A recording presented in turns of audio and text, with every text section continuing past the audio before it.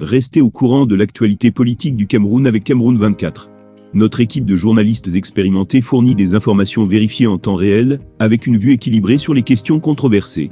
Nous sommes une source d'informations fiables basée sur des faits vérifiés et des sources crédibles. Abonnez-vous dès maintenant à Cameroun 24 pour ne rien manquer des derniers développements politiques et rejoindre une communauté engagée et informée.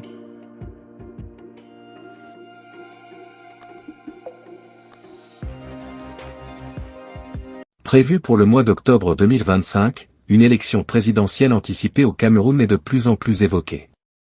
Le Rassemblement démocratique du peuple camerounais, RDPC, au pouvoir à Yaoundé, a lancé une vaste campagne de mobilisation sur le terrain.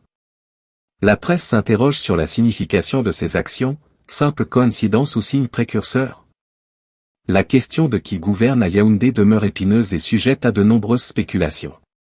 Le silence persistant du palais présidentiel d'Etoudi est de plus en plus remarqué. En conséquence, l'idée d'une élection présidentielle anticipée gagne du terrain dans le débat politique. Le journal Réalité Plus, basé à Yaoundé, rapporte que le secrétaire général du comité central du RDPC, Jean Cuté, rappelle les troupes. Le 21 septembre 2023, des responsables des sections, membres du bureau politique et du comité central du RDPC venus des 10 départements du centre ont eu des échanges avec le SG. Les discussions sérieuses laissent penser que Jean Nkuté prépare un événement majeur au sein du parti au pouvoir.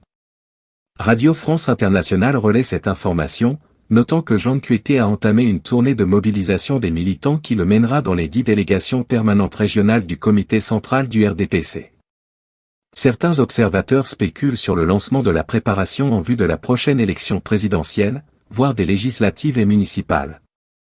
Ces développements ont suscité des spéculations sur d'éventuelles agitations au sein du parti RDPC, notamment en ce qui concerne la succession du président Paul Biya. Il est envisagé qu'une série de consultations puisse jeter les bases d'un prochain congrès, 12 ans après le dernier. Le congrès étant une prérogative du président Paul Biya, il est possible que la question de sa succession soit abordée lors de ces travaux, ce qui laisse entrevoir la possibilité d'une présidentielle anticipée. Par ailleurs, le quotidien Le Messager souligne que le processus de stabilisation de l'extrême nord est en bonne voie. La 4e session du Comité national de pilotage du projet, Facilité régionale de stabilisation du bassin du lac Tchad, RSF, présidée par Alamine Ousmane May, ministre de l'économie, de la planification et de l'aménagement du territoire, MINPA, met en avant cette avancée. En outre, le quotidien Econews rapporte une autre nouvelle importante, le ministre de l'Eau et de l'Énergie a lancé la construction de 5 nouveaux forages à Maroua, visant à augmenter la capacité d'approvisionnement en eau potable de la ville de 13 000 m3 par jour.